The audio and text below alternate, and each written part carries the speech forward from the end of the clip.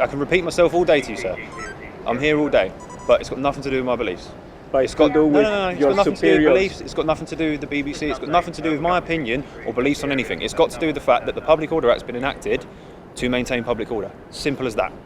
No, there's no ifs or buts. The law has been officially signed off under the Public Order Act. Section 14 conditions have been put in place to maintain public order. You can say all the ifs or buts or whatever you want. The information does not change and will come out of my mouth the same way. I think the demonstration being cancelled is kind of ridiculous, really. I'm not even clear the reason why, but I can imagine they would say something about public safety or something like that, but the whole thing recently where they shut down on it, they've called in for questioning an 87-year-old Holocaust survivor for the crime of walking towards Trafalgar Square with a bunch of flowers.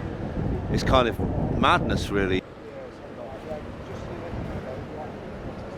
Coming here this morning to find out that this protest has been banned by the police again, while they allowed the Israel lobby to come and make a protest against a film that was depicting the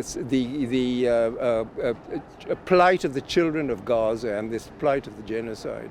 So I hope people will, raise their voices to the government and to the whole of society. People have got to speak out.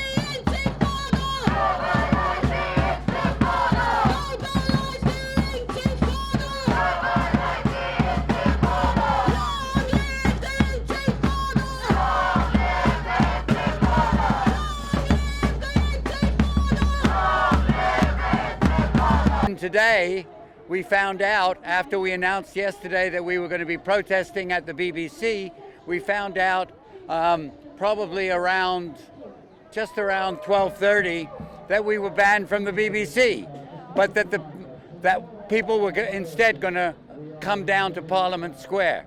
So we came down to Parliament Square, where a very brave man had climbed Big Ben and was waving the Palestinian flag and calling for the release of the Felton 18 and freedom for Palestine. Freedom for the Felton 18 and freedom for Palestine.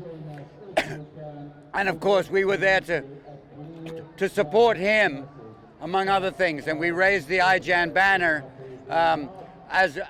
to join other people who had Palestinian flags, and we also wanted to make sure that the police weren't going to do him any damage up there. We were very concerned about that. And then guess what? They came up with another ban, and they banned us from being anywhere near Parliament Square.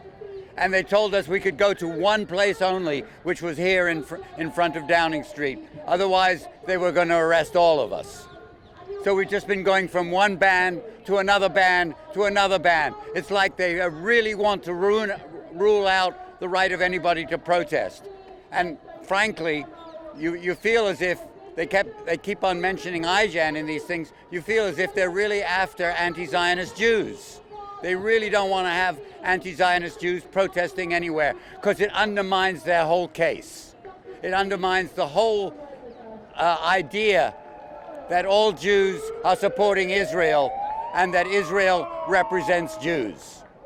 Yeah, so we were looking to protest at the BBC today to make a statement against the banning from the iPlayer streaming service of the BBC of a documentary about the children of Gaza, from the point of view of the children of Gaza. This has been now withdrawn because of complaints by the Israeli ambassador and other organizations in this country who claimed that it was Hamas propaganda. Your passion for your cause is commendable. Okay, so have a great day.